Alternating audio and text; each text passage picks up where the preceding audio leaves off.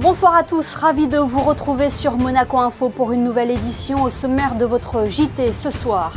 Son Altesse Sérénissime le Prince Albert II s'exprimera dans une allocution dans quelques instants. Une prise de parole portant sur la guerre en Ukraine et l'aide humanitaire apportée par la Principauté.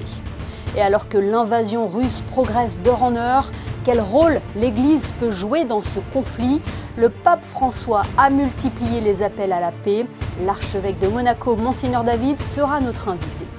Puis nous parlerons économie. 2021 est-elle synonyme de relance? L'Institut monégasque des statistiques et des études économiques vient de dévoiler son dernier bulletin.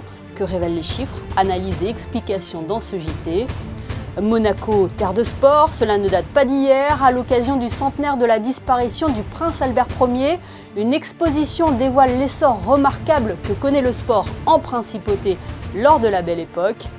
Incroyable match hier soir à Gaston-Médecin, la Roca Team a remporté sa rencontre face à Strasbourg au buzzer après prolongation.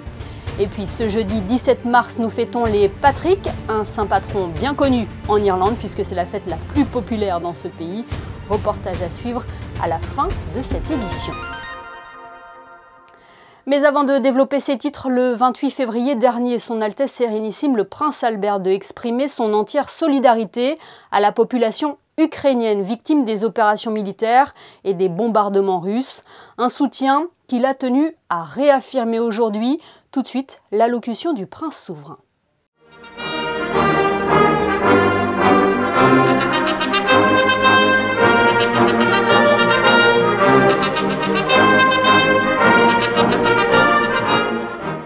Mes chers compatriotes, chers résidents, chers amis. Depuis le 24 février et l'invasion de l'Ukraine, la situation humanitaire se détériore jour après jour. De nombreuses villes du pays se trouvent ainsi assiégées et régulièrement bombardées. Les images qui nous arrivent chaque jour de Kiev, Mariupol, Kharkiv, de toutes les lignes de front nous frappent d'effroi. À l'heure où je vous parle, plus de 3 millions d'Ukrainiens, essentiellement des femmes et des enfants, ont été contraints de quitter leur pays. Beaucoup d'autres cherchent encore à fuir. La Principauté de Monaco se joint aux appels de la communauté internationale en faveur du respect du droit humanitaire. L'évacuation des civils par le biais de couloirs dédiés doit être facilitée et assurée en toute sécurité. Au nom de ma famille et des Monégasques, je tiens à exprimer encore une fois mon entière solidarité à la population ukrainienne victime de ces opérations militaires. Je souhaite en outre que la Principauté de Monaco prenne toute sa part dans l'effort extraordinaire de solidarité internationale. Nous participerons donc à cet élan à notre mesure et avec les moyens qui sont les nôtres. Nos écoles, nos bénévoles et nos ressources disponibles seront mobilisées pour accueillir, accompagner et soutenir ces personnes déplacées et vulnérables.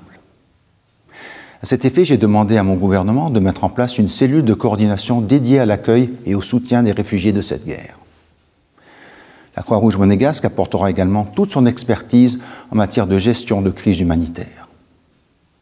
Et je sais que de nombreuses autres entités de la société civile monégasque sont aussi à pied d'œuvre pour soutenir les efforts déployés à l'échelle locale et internationale. D'avance, je remercie toutes celles et tous ceux qui accompagnent et accompagneront cet élan de solidarité si cher à nos valeurs. En ce jour où la couleur verte est à l'honneur, faisons en sorte qu'elle soit plus que jamais celle de l'espérance pour tous ceux qui souffrent.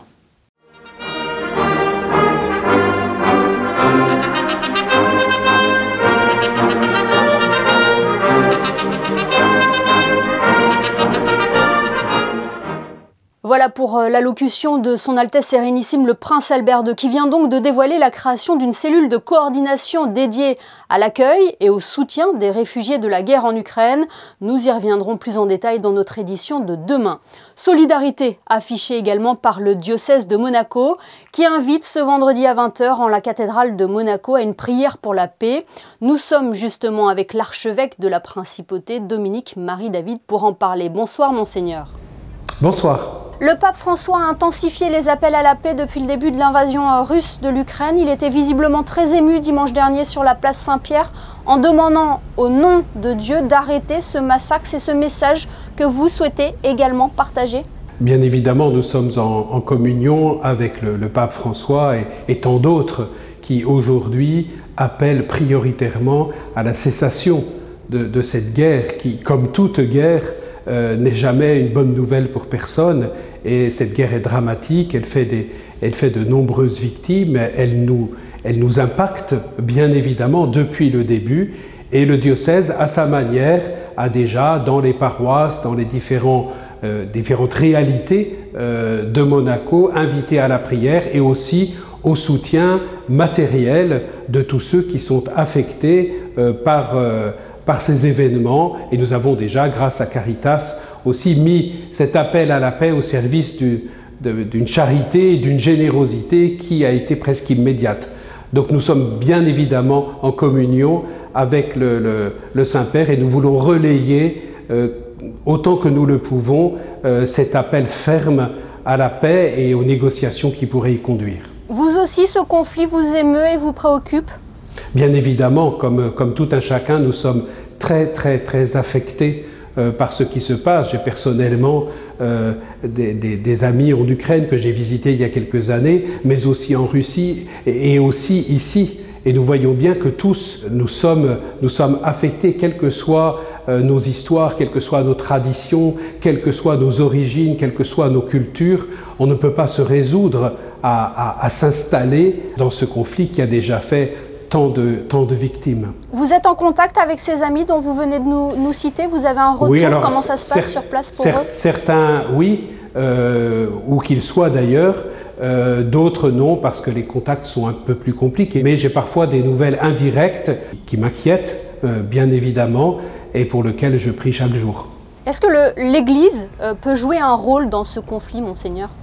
Oui, je le pense. Alors ce sera forcément un rôle lié à sa mission, qui, au nom de l'Évangile, est de servir la paix et d'essayer de garder tous les contacts possibles avec toutes les personnes concernées, sans stigmatiser personne, mais avec un devoir à la fois de vérité et de charité. C'est un équilibre difficile à tenir, mais que le Saint-Père souhaite mettre en avant et que nous devons aussi, autant que faire se peut, entretenir et nourrir ici sur place à Monaco. Oui, le pape a demandé à toutes les communautés diocésaines et religieuses de multiplier les moments de prière pour la paix. Celle de Monaco aura lieu ce vendredi en la cathédrale de Monaco. C'est un moment où vous conviez les fidèles, mais aussi les orthodoxes russes et ukrainiens de Monaco. C'est vrai que nous avons déjà commencé à prier dans nos communautés catholiques en principauté, dans les paroisses. Nous n'avons pas attendu ce jour et dès le début de la guerre, la prière s'est faite plus intense. N'oublions pas que nous sommes aussi dans le temps du carême, qui est un temps d'effort, de pénitence, de jeûne aussi et de prière, qui cette année effectivement sont plus orientés vers cette intention. Et nous avons décidé de poser un signe pour la principauté, de réunir des chrétiens pour prier pour la paix. Bien sûr, ce n'est pas un acte politique, même pas un acte diplomatique, c'est un acte de foi dans tous ceux qui sont disciples du Christ et nous nous adressons aussi à tous les hommes et femmes de bonne volonté pour prier pour la paix.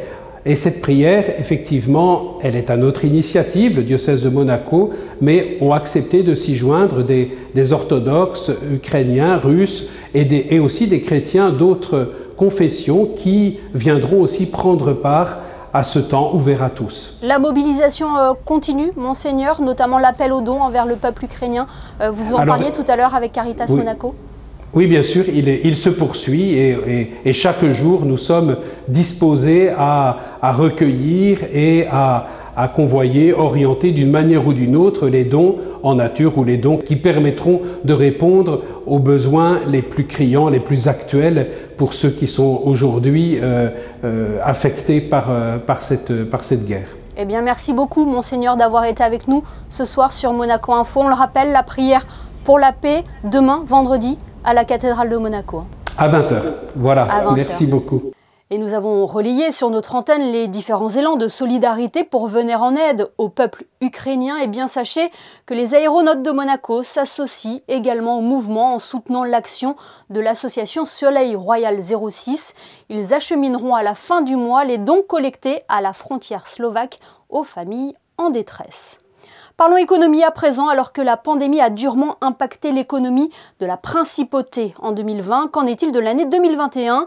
L'INSEE vient de publier son dernier bulletin. Que faut-il en retenir? Et comment se porte l'emploi à Monaco? Analyse et explication dans ce reportage de Sandrine Nègre et d'Olivier Bonello. Le constat est sans appel. L'année 2021, qui est au cœur de ce nouveau bulletin trimestriel de l'économie, est celle du rebond, de la reprise et de la relance. D'ailleurs, les indicateurs ne manquent pas pour illustrer ce résultat. Au niveau déjà du chiffre d'affaires, tout simplement le commerce, que ce soit le commerce de gros ou le commerce de détail, qui ont été très performants, donc avec des hausses de plus de 20-25% chacun de leur chiffre d'affaires, avec des niveaux supérieurs à 2019, notamment au niveau du commerce de détail, c'est l'automobile, les bijouteries, l'habillement, donc du commerce, on va dire, assez traditionnel. On a aussi la construction. Bon, la construction en principauté, c'est un bon secteur, qui lui aussi, bon, déjà c'était le seul secteur l'an dernier à ne pas avoir connu la crise et qui continue à performer cette année, donc avec des niveaux jamais atteints. Des chiffres qui révèlent combien la protection de la population sur le plan sanitaire et la protection de l'économie ont été et sont toujours d'ailleurs étroitement liées. La reprise, c'est pour moi une reprise dans la continuité qui a pu s'opérer parce que nous avions pris des mesures en matière économique et sociale courageuses aux côtés des acteurs économiques pour, par exemple, ne pas fermer les commerces, ne pas fermer les restaurants, faciliter donc la consommation, la vie de tous les jours.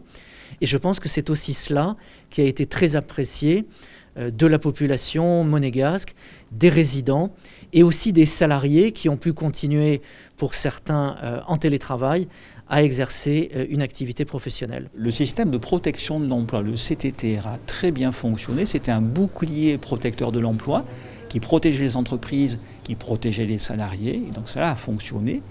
Et ça a permis, à partir du moment où l'activité était de retour, d'assurer un retour à l'activité économique. De sorte qu'à la fin de l'année dernière, donc fin 2021, nous avons retrouvé globalement le niveau d'emploi que nous connaissions en 2019. Nous avons, du point de vue de l'emploi, effacé en quelque sorte les 2 années de crise. Monaco compte ainsi quasiment 57 000 emplois. Reprise économique donc en 2021. Objectif pour cette année 2022, consolider cette situation grâce notamment aux grands événements sportifs à venir au cours du printemps. Et restons dans le domaine de l'économie avec le Club de l'éco qui s'est tenu ce matin dans les locaux de Monacotech. Ce colloque réunissant des acteurs de la principauté a tenté de répondre à cette question. Comment s'implanter à Monaco? Plus de détails avec Vanessa Dessy et Thomas Deus. Beaucoup d'entrepreneurs convoitent la principauté pour y développer de nouveaux concepts. E-administration, opportunités offertes par des structures dédiées, contacts clés, business center.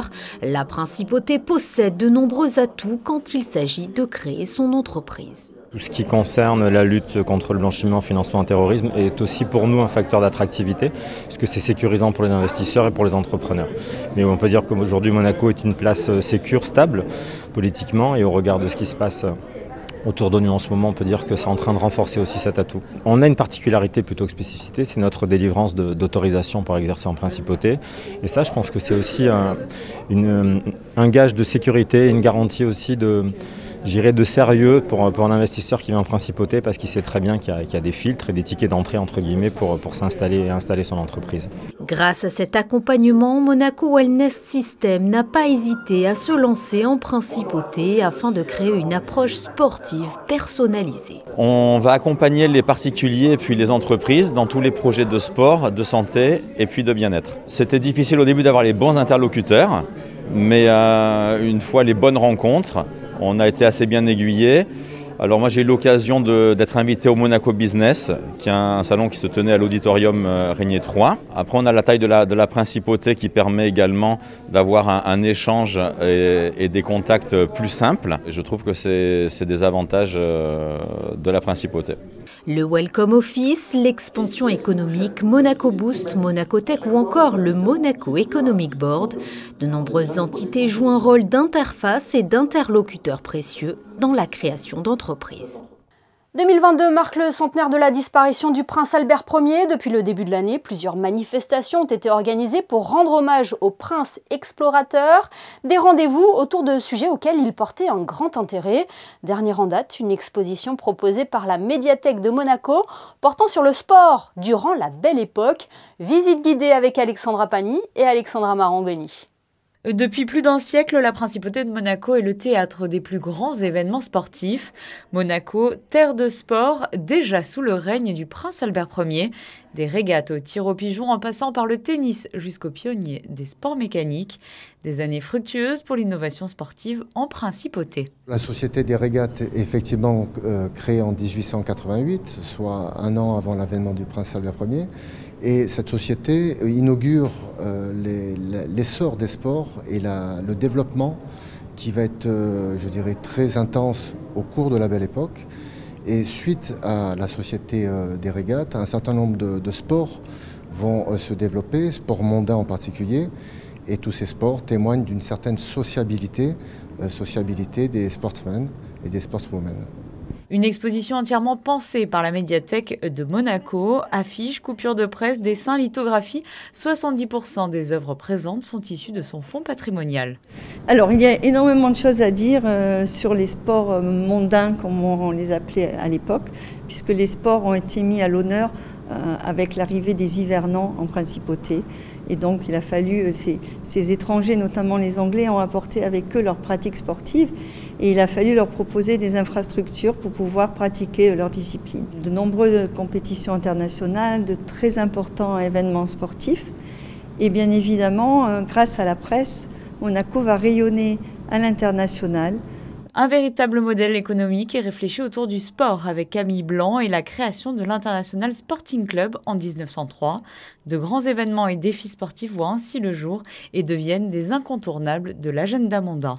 Voilà pour cette exposition à découvrir jusqu'au 10 avril à la salle du quai Antoine Ier. Passons à ce sport qui existait déjà à la Belle Époque et qui nous a fait vibrer hier. L'AS Monaco Basket a battu Strasbourg en championnat 105-103 dans un match complètement fou à Gaston-Médecin. Le résumé de cette rencontre est signé Frédéric Elion sur des images de Thomas Deus et Pierre Marsal. Il n'y a que le basket pour offrir de telles émotions et un scénario aussi dingue. Mené de 15 points dans le troisième quart-temps et de 5 points en prolongation, la Roca Team a crucifié Strasbourg grâce à ce tir incroyable de Dwayne Bacon au buzzer. Un shoot miraculeux, exceptionnel, salvateur qui offre une victoire cruciale dans la course à la première place de saison régulière. Avant cela, Monaco a été bousculé par une belle équipe strasbourgeoise, portée par l'adresse diabolique de Gaylor Curier.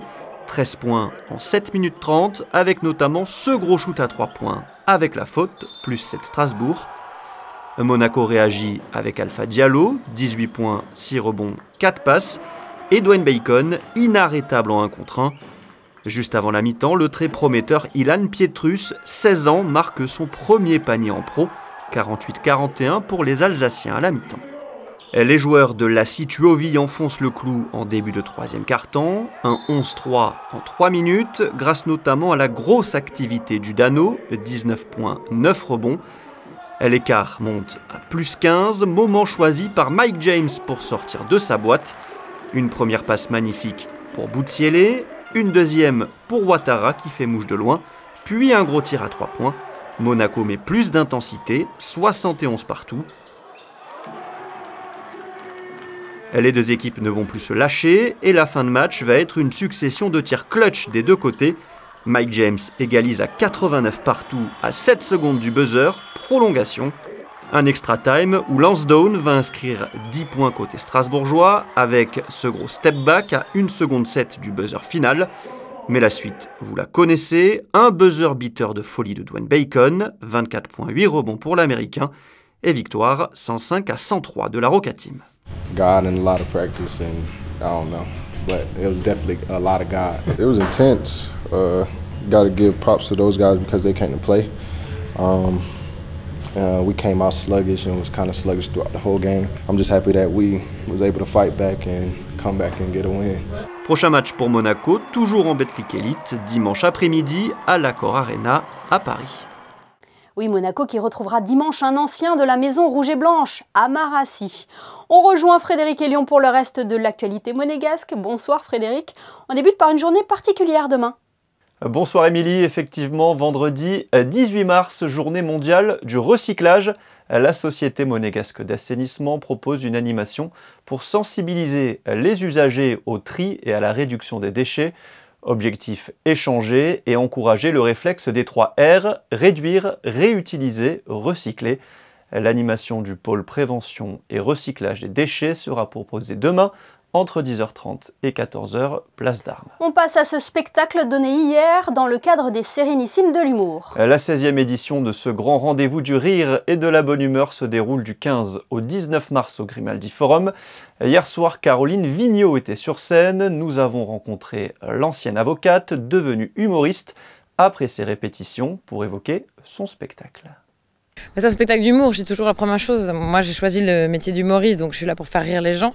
Et une fois que j'ai dit ça, je fais rire avec ce que je sais faire et ce que j'aime, c'est-à-dire avec du fond. Je raconte une histoire et j'ai avec des faits historiques, des faits sociaux. Et donc, c'est pour ça que les journalistes parlent souvent d'humour intelligent, ou en tout cas disant que quand on vient voir mon spectacle, normalement, on apprend des choses. Et j'espère que c'est vrai, et on s'amuse. Et je trouve qu'apprendre en s'amusant, il n'y a rien de mieux. Et si vous n'avez rien de prévu ce soir, Émilie, vous pouvez aller voir à 20h au Grimaldi Forum le spectacle de Jean-Luc Lemoyne.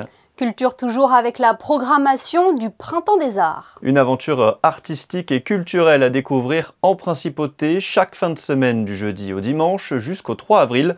Le programme pour cette fin de semaine, l'orgue sera à l'honneur demain avec une rencontre avec l'organiste Éric Lebrun à 18h30 à l'église du Sacré-Cœur, suivi d'un concert à 20h. Samedi, plusieurs rendez-vous. Les artistes de demain seront à découvrir à 15h à l'auditorium Régnier 3 avec un concert des jeunes musiciens de l'Académie Régnier 3 et des conservatoires de la région. À 18h30, une table ronde, le quatuor à cordes, écriture et pratique est organisé à l'hôtel Hermitage. Avant le concert, quatuor voce à 20h à l'opéra Salle Garnier. Et on termine par ce concert organisé dans le cadre de la Saint-Patrick, Frédéric. Le prince Albert II s'est rendu au château des Terrasses à Cap d'Aille pour un concert de musique irlandaise avec le groupe Anam Mara. L'occasion de vivre un moment convivial pour la Saint-Patrick, cette fête populaire qui permet aux Irlandais de célébrer leur histoire et leur culture. Oui, et cette Saint-Patrick a également été célébrée en musique à la bibliothèque irlandaise Princesse Grace avec un concert donné par les élèves de l'Académie de musique de Monaco. Notre journaliste Anaïs Riu y a assisté. Regardez.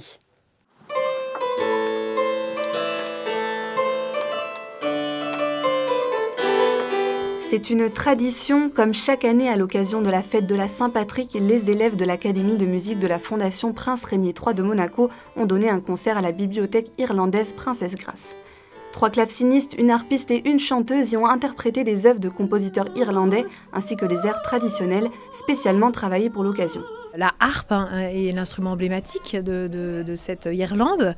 Donc on est toujours très content de monter des programmes. Il y a 2 professeurs qui s'occupent de ça tous les ans. Donc c'est Camille Mugot et Noël Vera. Voilà, c'est ces 2 classes, donc 2 clavecins et de harpe qui tous les ans montent un petit programme avec leurs élèves. C'est aussi une façon de réaliser à nouveau, encore une fois, un programme artistique. Voilà, on est très heureux d'être là tous les ans. C'était un honneur de pouvoir chanter devant tous ces invités et puis devant le prince. Donc c'était un beau concert. Oui, ça m'a beaucoup plu. Je suis assez satisfaite. C'est vrai que c'était un peu stressant au début, mais avec l'ambiance qu'il y a eu, franchement, je suis contente, vraiment. L'habituelle présence du prince ainsi que de ses enfants, le prince héréditaire Jacques et la princesse Gabriella, s'explique par les origines irlandaises de la princesse Grace, qui céda son nom à la bibliothèque du Rocher. Pour sa directrice, le concert est un véritable honneur. Ici, à la bibliothèque, on a la possibilité de faire venir les gens pour voir la littérature, la musique. Ce soir, on a fait un concert avec les élèves de l'Académie de la musique et nous sommes très fiers d'eux parce que c'est pas facile devant le prince Albert qui est venu. L'après-midi s'est terminé par la présentation d'un gâteau irlandais réalisé par les élèves du lycée technique et hôtelier de Monaco. Puis le prince souverain a pu découvrir l'exposition de photographie de sa visite en Irlande en septembre dernier. L'exposition est ouverte au grand public et sera visible jusqu'au 30 avril prochain. Des chants celtiques et une touche de vert dans les vêtements. Si la Saint-Patrick est une coutume incontournable en Irlande, vous venez de le voir, elle est aussi en principauté. Faut-il rappeler d'ailleurs que la princesse Grace avait des origines irlandaises. Après la musique, Julia Vial s'est-elle intéressée ce soir aux spécialités culinaires, des spécialités qui peuvent parfois surprendre nos papilles. La Saint-Patrick est la fête la plus populaire d'Irlande. Elle permet de rassembler toute la population autour d'un moment de convivialité et surtout, soyons honnêtes, de descendre quelques pintes. Pour l'occasion, rencontre avec Brandon O'Grady, un beer spécialiste. Il offre en un mot un dépaysement total. Son accent nous transporte au fin fond des contrées irlandaises. Moi, je connais presque tous les bières, spécialité irlandais. Mais des Guinness, parce que pour servir les Guinness, c'est pas facile. Tu fais 2 fois toujours le tirage. Après le premier tirage, tu attends 3 minutes pour finir les Guinness après. La bière occupe une place importante dans le quotidien des Irlandais, notamment la Guinness, célèbre bière brune.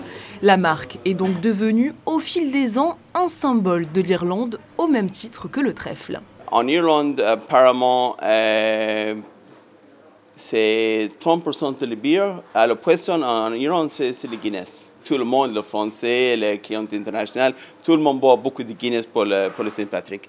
En Irlande, il est difficile de déguster une bonne bière sans la voir être accompagnée de l'un des plats typiques du pays. Le partage se fait en effet aussi dans l'assiette. Le Trinity, le nouveau concept aux consonances irlandaises à Monaco, ne déroge pas à la règle. Ici, on a le fish and chips qui est ici présent. Donc, c'est une préparation avec du cabillaud et une panure. Et on a présent sur l'assiette aussi un mushy peas qui est une spécialité anglaise. Voilà, donc, c'est une purée de petits pois avec un peu d'ail dedans. Et ensuite, nous avons le box tea qui est présent aussi ici. C'est une galette de pommes de terre qui ressemble à un blinis. Et c'est très irlandais.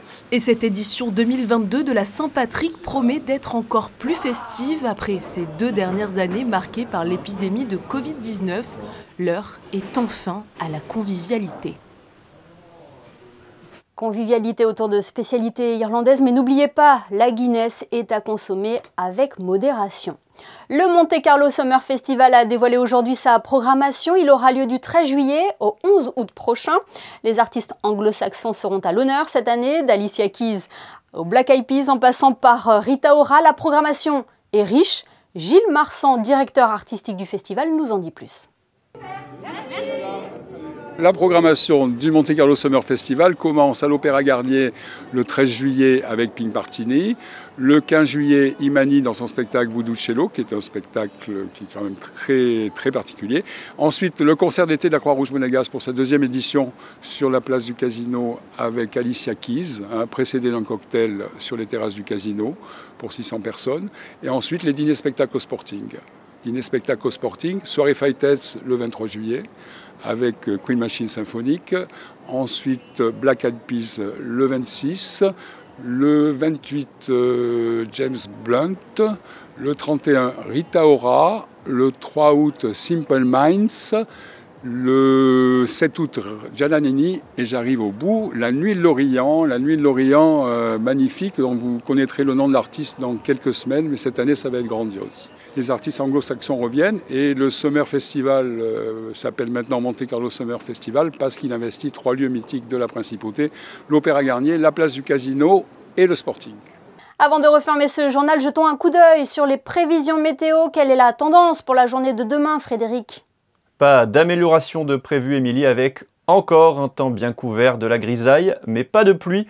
Le vent soufflera fort l'après-midi avec des rafales pouvant atteindre les 50 km/h. Les températures seront comprises entre 10 et 16 degrés. Vendredi 18 mars, nous fêterons les Cyrils. Merci Frédéric et merci à vous de nous être fidèles chaque soir sur Monaco Info. On referme ce journal avec les photos de Stéphane Dana qui vous emmène ce soir à la découverte de l'exposition sur le sport durant la Belle Époque sous le prisme du prince Albert Ier. Excellente soirée à tous et à demain pour une nouvelle édition sur Monaco Info.